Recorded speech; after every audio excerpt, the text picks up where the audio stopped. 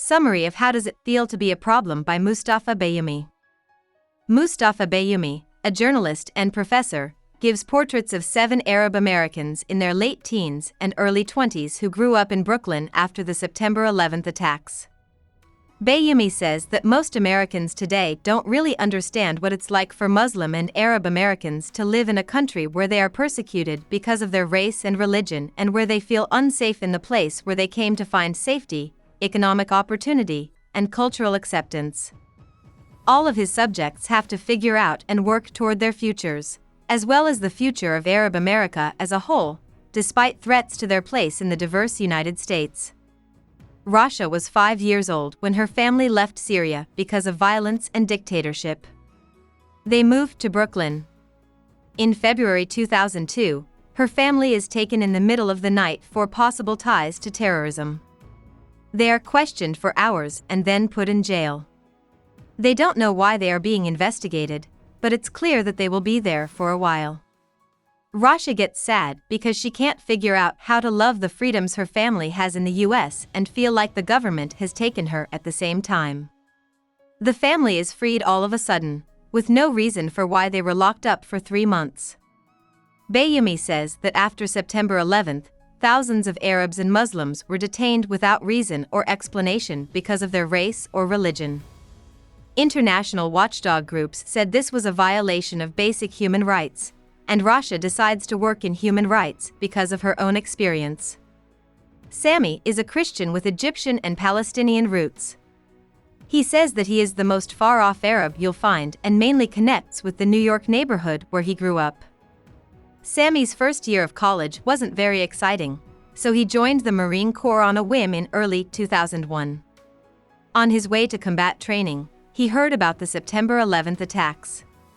He is shocked to find out that Arabs did this and sees that he might have to go to war. His leaders don't care that he can't fight against his own people, so he goes to Iraq in 2003 to fight in the Iraq War. In Iraq, Sami is bothered by the difference between what he sees in the people he meets, innocent, scared peasants trying to stay away from violence, and what his fellow Marines see, potential terrorists. These other troops say they want to kill every Iraqi and call Sami names like terrorist and Al-Qaeda. After Saddam Hussein's government is overthrown and Sami's unit has done nothing in Iraq but sit around, he starts to wonder why he is still there. When he finally makes friends with Arabic translators, he starts to think that the war is useless. When he comes back from his second tour, he gets a tattoo of the Twin Towers that fell on September 11th, and he and his girlfriend, Anna, move back to New York. Yasmin, a high school student, is very vocal, which is different from what most Americans think about women who wear the hijab. She goes to school in Bay Ridge, New York, which is where most Arab Americans live. She wins a race for class secretary, but right away she runs into a problem. Her religion keeps her from going to school dances, which her new job in student government needs her to do. Even though her school often makes adjustments for students of other religions, the person in charge of student affairs makes Yasmin quit. Yasmin is so angry that she spends her free time studying laws against discrimination. She finally gets free legal help from a group called Advocates for Children, which changes the policy at her school. In her final year, she is chosen to lead the class. She goes to college and gets a master's degree. After that, she wants to go to law school. Akram is a hardworking Palestinian-American college student who has worked in his family's food store in Brooklyn since he was 10 years old. Bayoumi says that Arabs own a disproportionate number of shops like this in New York. Akram's father bought his in the 1980s in East Flatbush, a mostly Caribbean-American and African-American area. In 2001, Akram is well known at his mixed-group high school. After September 11th, though, other students and even teachers openly show their dislike for Arabs. At the grocery store, he sees a divide between the Caribbean Americans who share Arabs' post-colonial sensibilities and the African Americans who don't and, in some cases, become hostile to his family. In 2003, Akram is in college and spends the summer in the West Bank with his grandparents. There, he sees the real results of the Israeli occupation. People are always waiting for an Israeli attack, and he sees another group of soldiers shoot at Palestinian children who are throwing rocks at them. He is very hurt by what is happening in Palestine and how the US is getting more and more against Muslims. This hurts him so much that he chooses to move to Dubai. Lena's family moves to the US to escape authoritarianism, just like Rasha's. Her father is an outspoken critic of Saddam Hussein, the leader of Iraq. When Lena's dad gets a job at the National Institute for Drug Abuse, the family moves to a wealthy white town. Lena starts to feel like she doesn't belong there. She fights against her strict family in high school by wearing makeup, smoking, and skipping class to hang out with her boyfriend. Her family sends her to Iraq twice to set her straight. On her first trip, she is excited to see her extended family and get away from her mother for a while. On her second trip, however, she is bored because there is nothing for her to do and, because of US sanctions, she doesn't have the material comforts she has in the US. Shortly after Lena moves back to the US and goes back to being the rebellious person she used to be, Misa dies unexpectedly, and Lena becomes more and more distant from her family. She moves out on her own and falls in love with an Iraqi guy named Wizam, but she ends up getting engaged to Laith, who is the brother of her new stepmother. She finds out later that Wizam is in jail because he was a spy for both Saddam Hussein's government and the FBI. In the end, Lena and Laith become close in Virginia. If Bayoumi comes to see them, Lena and Laith are sad that the war in Iraq has made them no longer recognize their own country. In 2006, Omar is 22 years old and has sent out almost 1,000 job applications but hasn't found a job. He needs money and freedom so that he can marry Nadine, a fellow Palestinian student at Hunter College. The wedding will be in the usual Palestinian style. He should have better chances of getting a job, especially after his internship at the famous international media company Al Jazeera. However, he knows that other companies might be hesitant to hire him because he is an Arab American who worked at the only major Arab news network. Omar hasn't always been proud of his Arab background. He is also half Chilean, and he spent 5 years of his childhood in Santiago. A few years later, though, he went to Palestine and started to be proud of where he came from. During Omar's internship at the United Nations office of Al Jazeera, his boss presented him to Kofi Annan, the Secretary General of the UN, and said that Omar was the best student the network had ever had. But at his next job, his boss calls Al Jazeera a terrorist network, so Omar takes Al Jazeera off his resume. He even applies for jobs with the FBI and the Drug Enforcement Administration, which need people who can translate from Arabic and Spanish. He knows that these jobs might involve spying on his own community, but he doesn't see any other choices.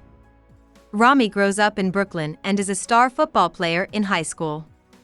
However, his father has a string of bad luck. A store he buys burns down, and then he gets arrested twice, first for illegally selling cigarettes from out of state, and then because a man who shares his name has been cashing fake checks. He ends up in jail in New Jersey. Rami is heartbroken and no longer wants to play football. Instead, he reads the Quran, which gives him a foundation in the religious life.